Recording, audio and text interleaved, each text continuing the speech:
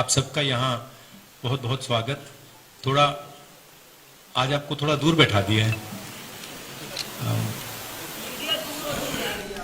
हाँ, नहीं, पास आती जा रही है मेरे, मीडिया पास आती जा रही है। तो ये यात्रा हमने कन्याकुमारी से शुरू की, अब ये जम्मू कश्मीर तक पहुंची है। इसका लक्ष्य देश को जोड़ने का है,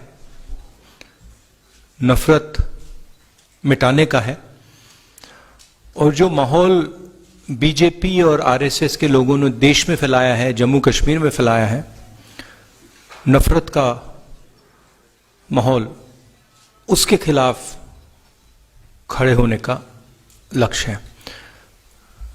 दो और बातें हैं। एक, जो कंसंट्रेशन ऑफ वेल्थ हो रहा है, चुने हुए लोगों के हाथ में हिंदुस्तान का धन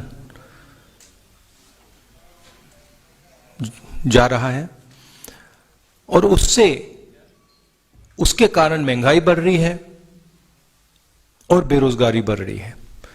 तो ये मुद्दे थे। जम्मू कश्मीर में स्टेटहुड का मुद्दा है, और हमारी व्यू है कि जल्दी से जल्दी स्टेटहुड आपको मिलना चाहिए, और आपकी जो असेंबली है एक बार फिर चालू होनी चाहिए। जो आपका लोकतांत्रिक सिस्टम है वो एक बार फिर वाइब्रेंट होना चाहिए।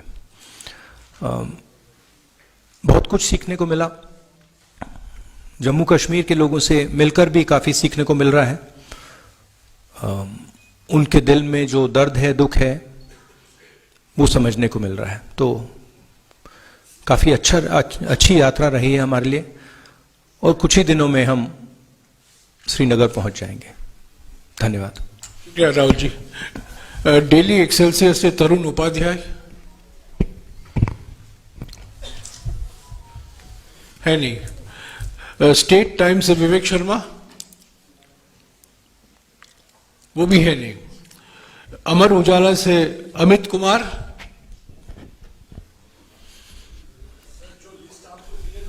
एक मिनट माइक दीजिएगा उनको।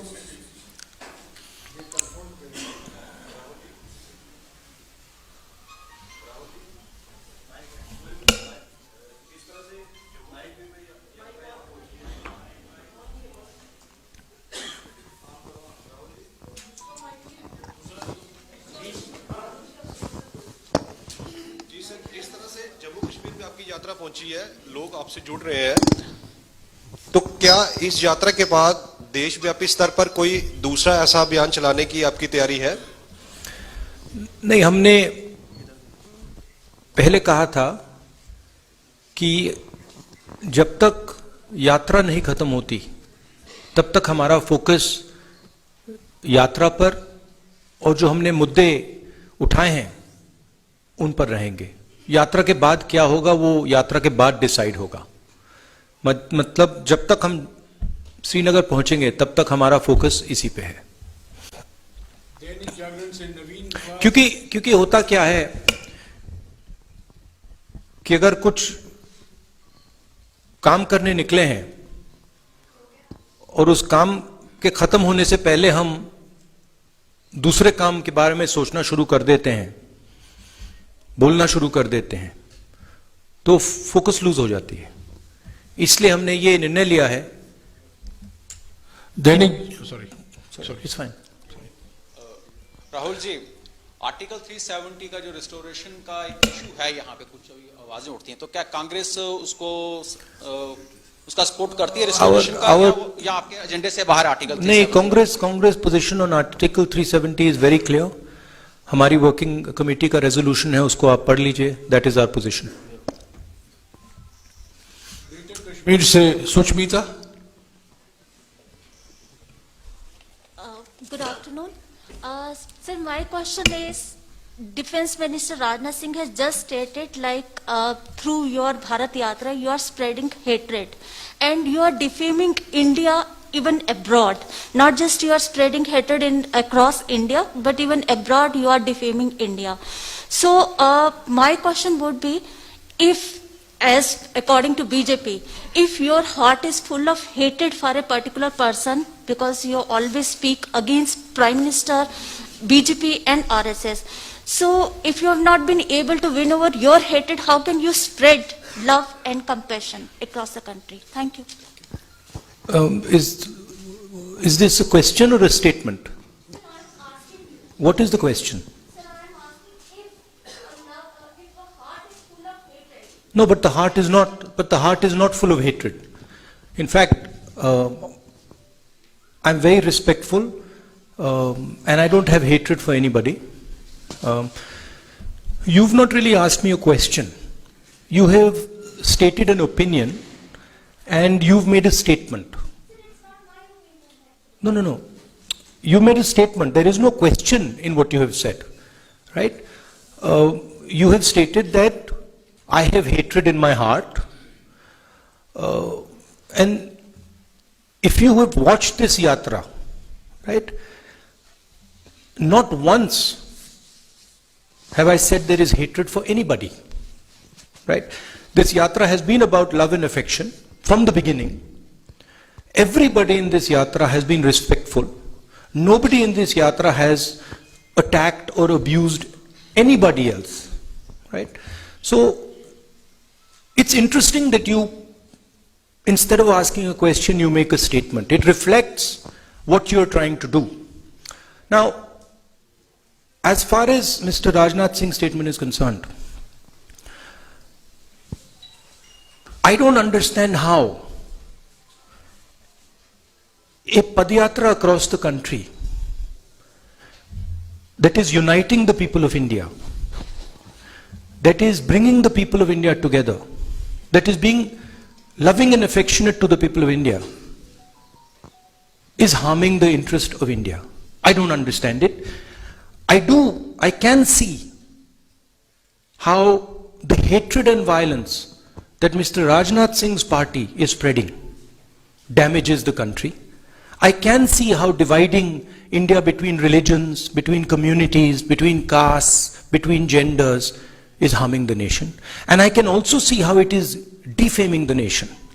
If you look at all the newspapers abroad, right, and you must spend some time doing it, you will find that they are all asking the question, what has happened to India's traditional values? What has happened to India's brotherhood? What has happened to India's strength under the current government? So the defamation is being done by the ideology of the BJP and the RSS. Finally, I think Mr. Rajnath Singh, I would be surprised if these were his actual views. Rajnath Singh ji operates in a party where what he has to say is told to him by the top. I don't think he has a choice in the matter. So it's nice that Mr. Rajnath Singh has expressed his opinion. I think it is something that he has done as a result of orders from the top. Punjab Kesari से कमल राणा है नहीं, PTI से तारिक,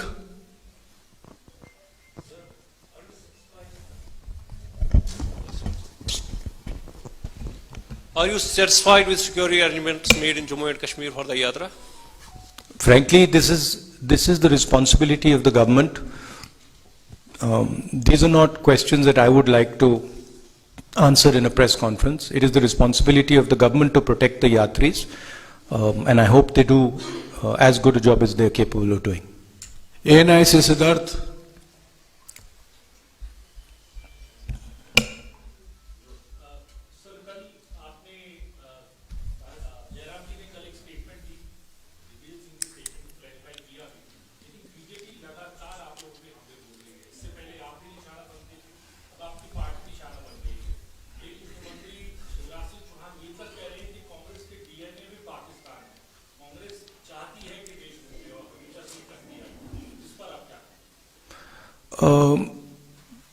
किस पर?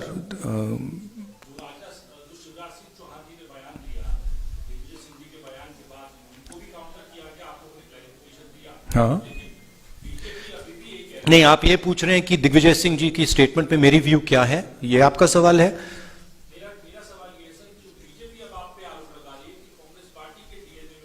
हाँ, Congress party ने इस देश को आजादी दी है। कांग्रेस पार्टी ने इस देश के सारे इंस्टीट्यूशंस क्रिएट करे हैं। कांग्रेस पार्टी की फिलॉसफी में ये देश बना है। जब हमारा देश जब हम अंग्रेजों से लड़ रहे थे, बीजेपी और आरएसएस के लोग अंग्रेजों के साथ खड़े थे, ठीक है, और उनकी आइडियोलॉजी ने, उनके नेताओं ने टू नेशन कॉन्सेप्ट दिया था, सावरकर जी ने, हमने नहीं दिया था। तो कहने की बात है। जो दिग्विजय सिंह जी ने कहा उससे मैं बिल्कुल अग्री नहीं करता हूं। हमारी आर्मी पर हमारा पूरा ट्रस्ट है। अगर आर्मी कुछ करे, सबूत देने की कोई जरूरत नहीं है। तो मैं पर्सनली उनके स्टेटमेंट से कंप्लीटली डिसएग्री करता हूं, और कांग्रेस पार्टी के ऑफिशियल पोजीशन भी यही है कि वो दिग्विजय जी का पर्सनल ओपिनियन है, वो हमारा ओपिनियन नहीं है। टाइम्स नाउ से Pradeep Dutta.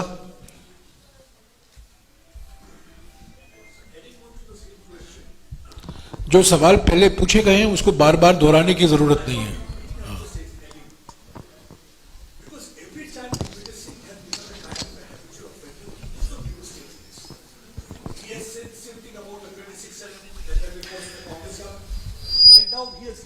Statement asking for sabut in this particular case also, and every time Congress tries to distance itself from Digvijay Singh's statement, and today also you said that you don't agree with that. I agree with that.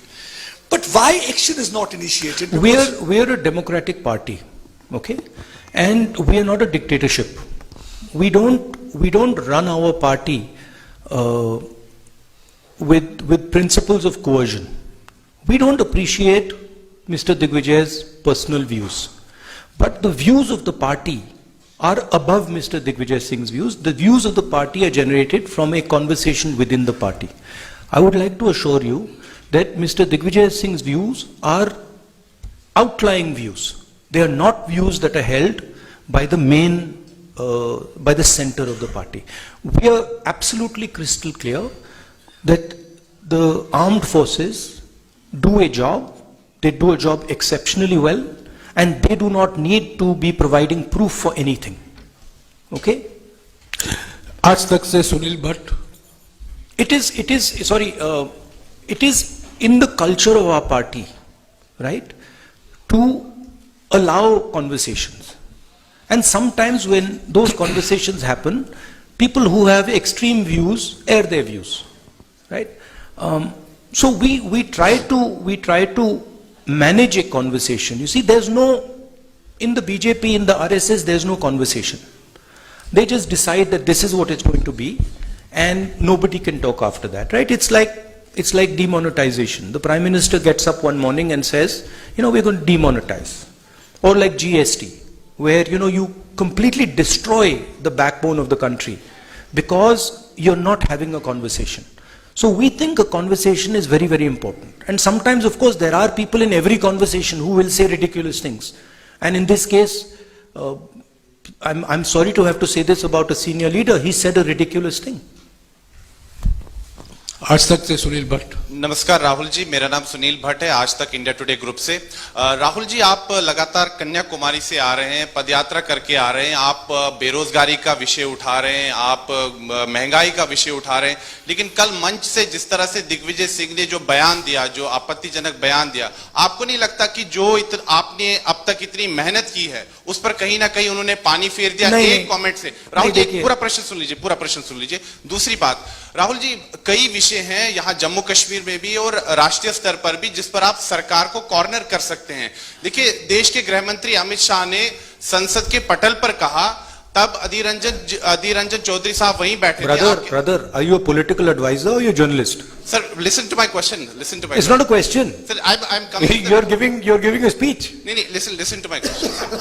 Sir, I'm saying that Union Home Minister Amit Shah said on the floor of the House that it was the Modi government which provided jobs to the Kashmiri Pandit youth.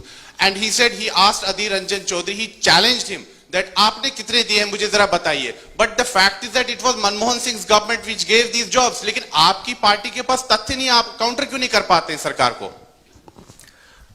In fact ये आंकड़ा हमारे पास है, ये आंकड़ा हमने रखा है. कल कश्मीरी पंडित का एक डेलीगेशन आया, उनसे हमारी बातचीत हुई.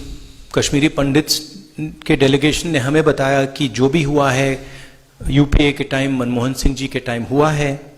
उन्होंने ये भी कहा कि बीजेपी उनको पॉलिटिकल हथियार जैसे यूज करती है.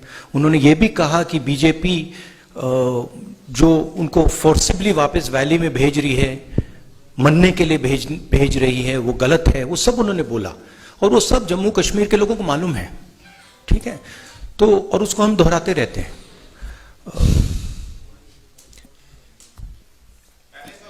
नेटवर्क न्यूज 18 से व्हाट वाज द पहला सवाल? My first question was that you have been, on Padyatra for last many months now. Yeah. And yesterday from your podium, Digvijay Singh made, controversial remarks. No, I don't think so. I don't think so. I think the yatra has achieved something fundamental and very powerful. What the yatra has done already, and this cannot be changed now. It has shown that there are two visions of India. One is a hate-filled, arrogant, cowardly vision, and another is love-filled, embracing, brave vision. And it has made those two visions absolutely crystal clear, right? Millions of people, not just myself, millions of people have walked across the breadth of this country. They have supported this yatra. And this yatra has changed the narrative in the country. You in the media might not like to accept it, but it's a fact, right? And nothing can change that. One or two comments, that are said by a leader are not going to change the fundamental fact that the yatra has been a success. The yatra has brought India together. The yatra has shown that Indian people believe much more in love and affection than in hatred and anger. So I am quite pleased by what this yatra has achieved. Network news 18 से Manoj Kaul. Sir, मैं मनोज कौल.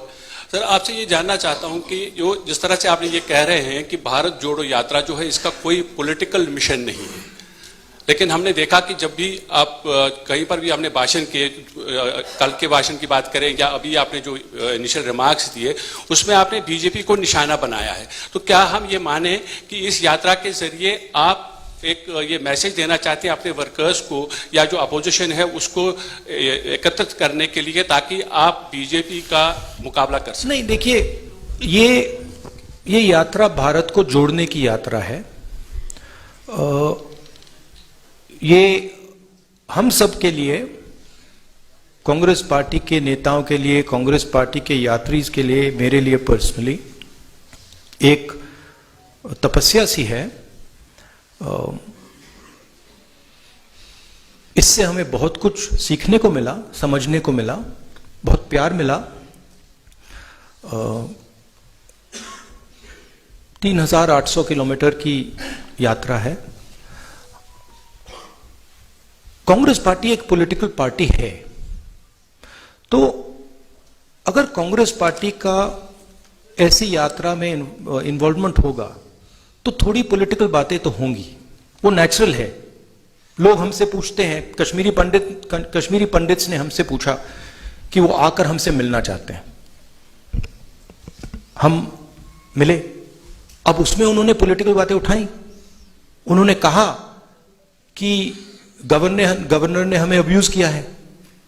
उन्होंने कहा कि देखिए, हमें वापस श्रीनगर भेजा जा रहा है, वहां कंडीशंस नहीं है, हमारे लोगों को गोली मारी जा रही है. अब वो मेरे पास आए और मैं उनकी बात ना उठाऊं तो फिर वो प्रॉब्लम हो जाएगी. तो अगर हम यात्रा कर रहे हैं और लोग हमें बातें बता रहे हैं, हमें वो बातें तो उठानी पड़ेंगी. अगर किसान हमारे पास आए और कहे भैया देखो मेरे बीज खराब निकले, और अगर मैंने मतलब 100 दिन की यात्रा में वो बोला ही नहीं, तो फिर वो किसान कहेगा ये भारत जोड़ो का क्या मतलब है? मैंने जो आपसे बात बोली आप बोल क्यों नहीं रहे हो? मेरी आवाज आप क्यों नहीं उठा रहे हो? तो ये हो रहा है। एबीपी से अजय बाचलो।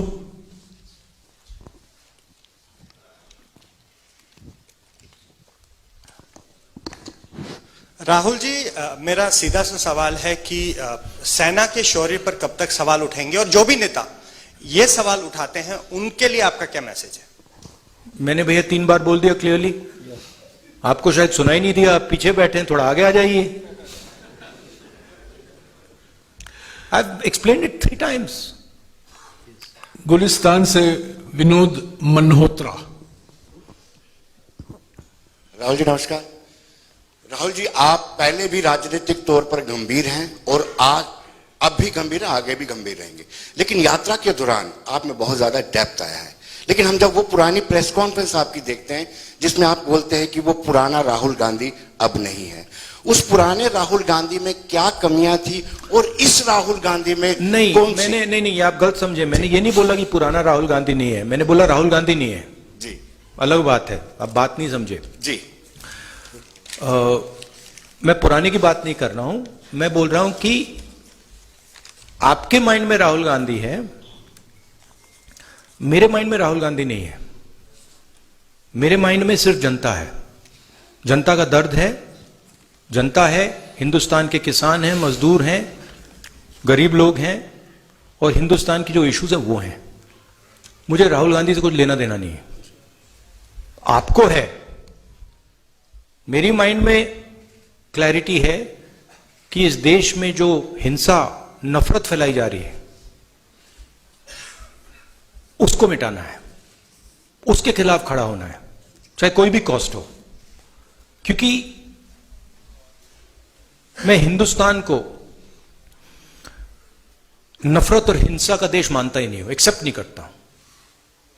और मेरे जैसे करोड़ों लोग हैं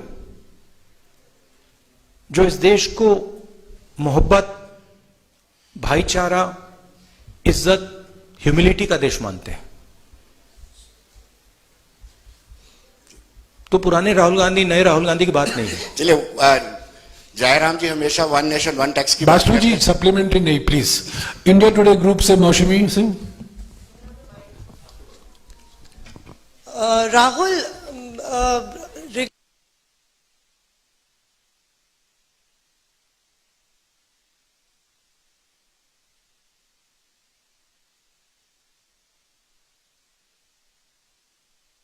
have taken a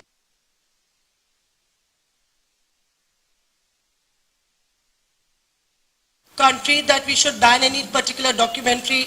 The MEA stand has also been very defensive about the entire documentary. If you read our scriptures, right? If you read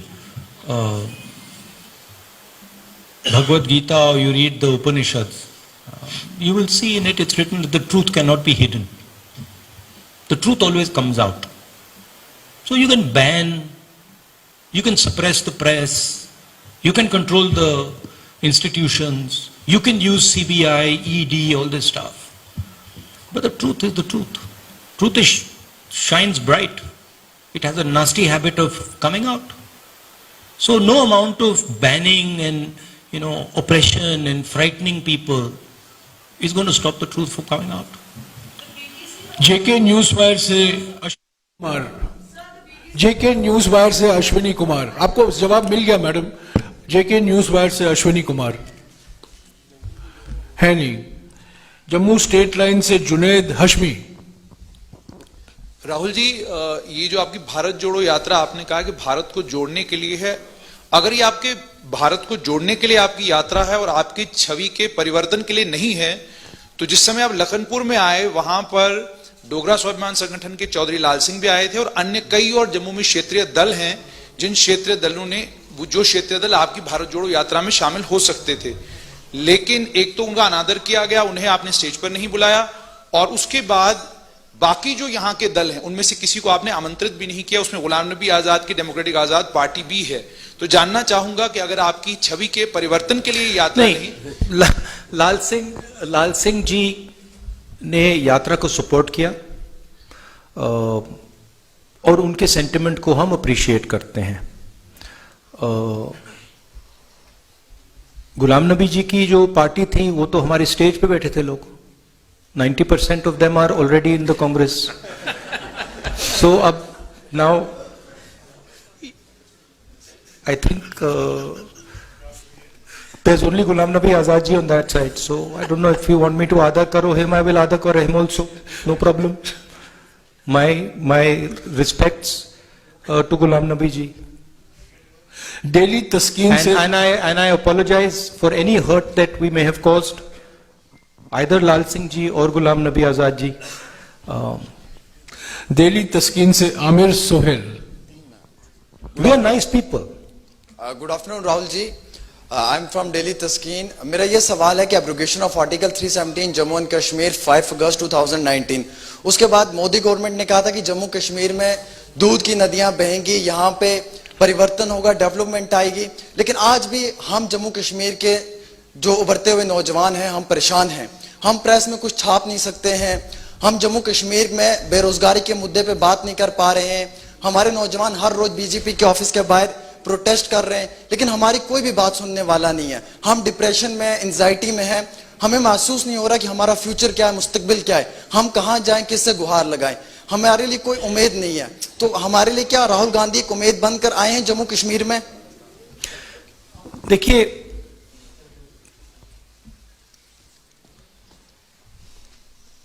यहां पे लोगों से मैं मिल रहा हूं और सबसे खुल के मिल रहा हूं। सेंटिमेंट जो आपने रेज किया है वो सब लोगों के दिल में है। यहां पे युवाओं से बात करो तो वो अनएम्प्लॉयमेंट की बात करते हैं, फ्यूचर नहीं दिख रहा है, इंडस्ट्री नहीं है, जो किसान हैं उनको कोई सपोर्ट नहीं मिल रही। तो ये जो आप कह रहे हो बिल्कुल सही है। हमारा लक्ष्य, यात्रा का लक्ष्य लोगों की आवाज सुनने का है और जो लोगों के दिल में है उसको एम्पलीफाई करने का है। जम्मू कश्मीर के जो लोग हैं उनके दिल में जो दर्द है, जो डिस्कंफर्ट है, जो आपने डिप्रेशन की बात की, उसको हम सुनने और समझने आए हैं। हम आपको सबको प्यार करते हैं, आपका रिस्पेक्ट करते हैं और हम समझते हैं कि जम्मू कश्मीर मुश्किल समय से निकल रहा है। हम यह भी चाहते हैं कि जो जम्मू और कश्मीर के बीच में बीजेपी ने खाई बनाई है जिससे दोनों का नुकसान हुआ है, उसको ब्रिज किया जाए। और जो मैंने पहले बोला था, मोहब्बत की दुकान, एक दुकान नहीं, हजारों लाखों दुकान हम जम्मू कश्मीर में खोलना चाहते हैं, क्योंकि हम समझते हैं कि अगर आप एक साथ मिलकर रहोगे तो ये प्रदेश तेजी से, सॉरी प्रदेश नहीं, यूनियन टेरिटरी, ये यूनियन टेरिटरी आगे बढ़ सकती है। ऐसे ना इसे नफरत से कुछ नहीं होता है, हिंसा से कुछ नहीं होता है, कोई सोल्यूशन नहीं आ सकता है। मोहब्बत से, रिस्पेक्ट से, लोगों की बात सुनने से, गले लगने से काम हो सकता है। हमारी व्यू है कि जल्दी से जल्दी आपको स्टेटहुड मिले और जल्दी से जल्दी आपकी असेंबली रिस्टोर हो। शालिनी, ऐसे नहीं से last question. Yes, Rahul sir, जिस तरह से कन्याकुमारी से आपने यात्रा की शुरुआत की और लोगों का प्यार भी देखने को मिल रहा है, दुकान एक बाजार के रूप में नजर आ रही है, लेकिन वहीं कहीं ना कहीं भारत जोड़ो यात्रा को लेकर भाजपा का कहना है कि ये जो